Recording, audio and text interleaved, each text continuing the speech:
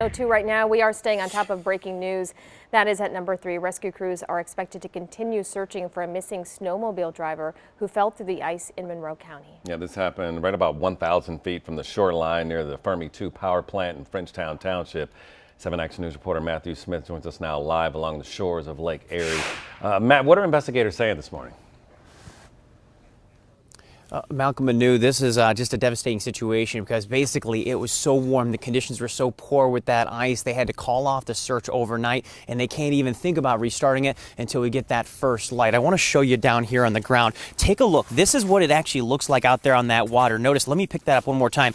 It's just a combination of water and slush. It really isn't much ice. We actually have a chance to look a little bit closer over here. When you look here, you'll notice you can see all that sitting water sitting right on top of the ice. That was the problem for this snowmobiler. We're looking up right now out off into the distance towards Canada, across Lake Erie here from the peninsula. And when you take a look out here, we're told it's about 1,000 feet from where I stand right now. In fact, we're actually in the backyard of the neighbor of the person who initially saw that snowmobiler. I was just told that basically what happened, this person is driving. They saw the lights late at night because he was riding so late out here on this ice that you're looking at. And then all of a sudden the light disappeared. So they rushed out there. They tried to help him, and there was a 12-foot hole. The person is hanging on for dear life. They call 911. They try to rush help out here, but it just wasn't fast enough. And Becky, the neighbor of the person who actually tried to aid them, and she explains to me that everyone involved now is just devastated.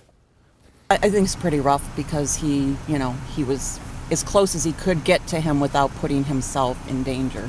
So it's pretty hard. It's hard whenever something like that happens. It's so close to home, so it's pretty upsetting.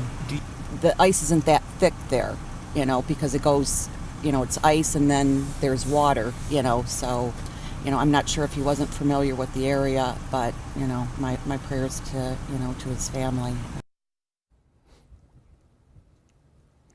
Becky also explained to me that about 1,000 feet out where this would have happened, where you're taking a look at off in the distance, that would actually be the area that even when it is cold, even when it is nice and frozen out here, that's where the water meets the ice. They typically can't get much further out than that. So when you're talking about this warm up, when you're talking about that slush and that water that you're seeing reflecting off the ice right now, that was the trouble. They may not have been familiar with the area. We don't know that for sure. We are working with investigators and deputies to find out who this person is. We don't know for sure if they even know who the person is because obviously the neighbor that was trying to help them didn't recognize them. We are still trying to figure out what the next step is. The hope is that first light, and again, you see the reflections from the city off in the distance. I can see a little bit of sunlight. The hope is when that comes up, they can get people out here. But that's always the touchy situation here, is that you are risking lives to go out there and try to get help for these people. And after this amount of time, we don't know if this is just a recovery mission. Obviously, a lot of people assuming that the snowmobiler is dead. Obviously, we don't want to jump the gun on that, but a lot of people are going to be rushing out here. When given the go, they want to make sure they can find out what happened and why it happened out here in Frenchtown Township. For now, we're live in Monroe County. I'm Matthew Smith, 7 Action News. Yeah,